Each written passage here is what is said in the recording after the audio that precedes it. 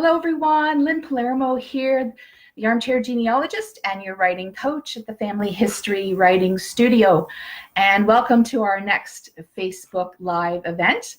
Today we're going to be talking about plot. What is a plot? Because I know that that can be incredibly confusing to people, particularly when it comes to writing our family history stories.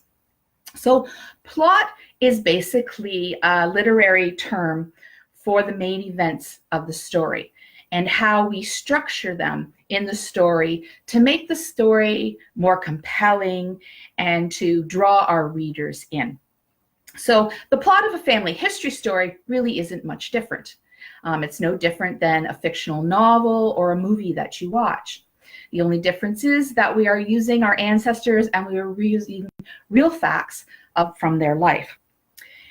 It can also be referred to as a storyline or an outline. It's very simple. It is an outline of your story. Now, the big mistake that most family historians make is that they think that their plot is going to be the birth to death tale of their ancestor. And it is not. We don't want to start off with the day your ancestor was born and end with the day they died and fill in with all the research we have in between, because that's going to make for an extremely dry and boring story. What we do want to do is take something important in our ancestors' life, some quest, some big achievement that they had, some goal they had, and structure the story around that particular achievement. When we do that, then we give our reader a reason to hang on to the story and to follow it to the very end. So it's a sequence of events that we want to shape our story. And we want to do it in a cause and effect manner. We don't want it to be a resuscitation of the facts. We want to tell something very entertaining and very engaging. We don't want to go from birth to death. So I want to break down what a plot is. And very simply, I want to break down what a plot is. And I want to break it down into its different components. So first of all, a plot is an exposition. It starts with an exposition or an introduction. And so this introduces your reader to your ancestor, to the setting, to the world that they are living in. So what is their normal world? So if I talked to your ancestor, if we were telling about my particular ancestor, say my great-grandfather, for instance, then we would be talking, we'd tell about 1905 and it's Poland and the kind of life that he would be experiencing there. So for instance, Poland is occupied by Russia. He's 21 years old and he is struggling because Poland is in a recession, so he cannot get a job and he can't leave his family home. So we want to show that world to him when we're writing our stories. And then we move on to what's called the inciting incident. And this is basically a turning point in the story. So something happens. And in the case of my great-grandfather, the turning point would have been when his father gave him a ticket to America. So he got a ticket to get on a ship to America because his father could see that life was not going to change for him in Poland, and he wanted to give him a bigger opportunity. So that would be the turning point in our story. And then what happens next is what we call the rising action. So these are all the challenges and the obstacles that your ancestor would overcome on their way to that goal. So in the case, again, of my great-grandfather, Adam, the things that he would have overcome was, first of all, he had to get out of Poland, and being occupied by Russia, that would be a challenge in of itself. Once he gets himself to Hamburg, Germany, well, then he's on a ship for several weeks. And of course, that is not an easy ship to be on.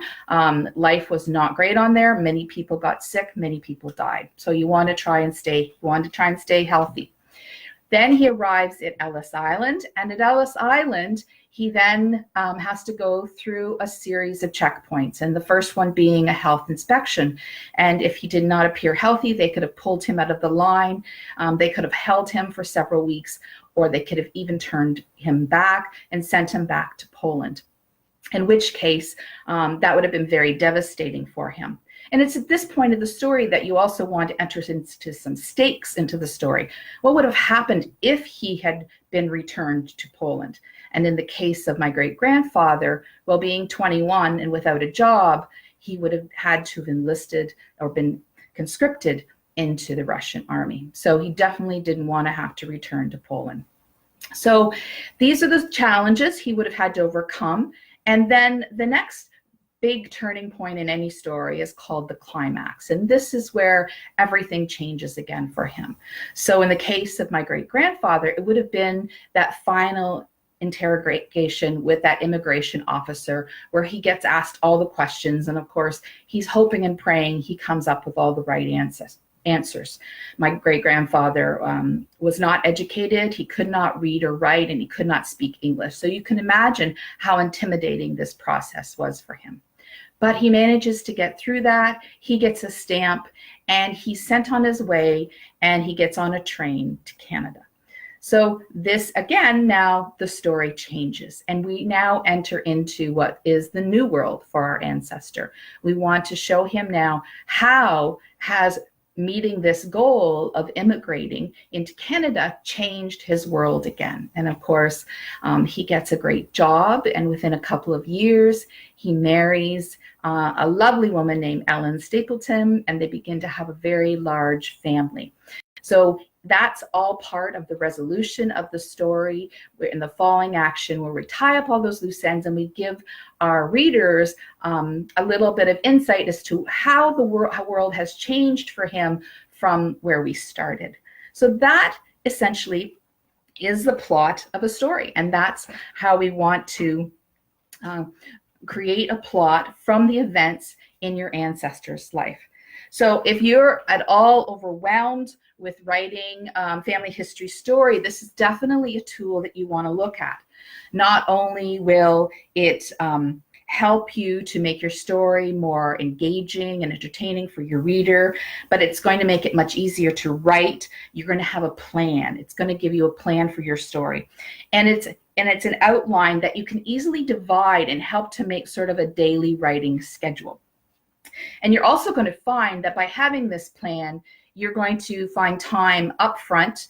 You're going to find that in the end, you won't do a lot of revisions and rewriting because you'll have kept your story on track, and you won't be wandering off and want to insert other elements and other pieces of your family history into the story. You want to sort of keep it within the parameters of that particular story. So there's great advantages to identifying the plot of your story before you begin to write. So if this sounds like something you need, I invite you to join us. We are starting on August 18th, a new family history class where we're going to be going through plotting a family history story. You can join us in that class, and you can outline a story. And once you learn the skills of outlining one story, you'll be able to outline many stories from there on out. So I'll put the link below this video, and I want to thank you for joining us today, and we'll see you next time on our next Facebook Live.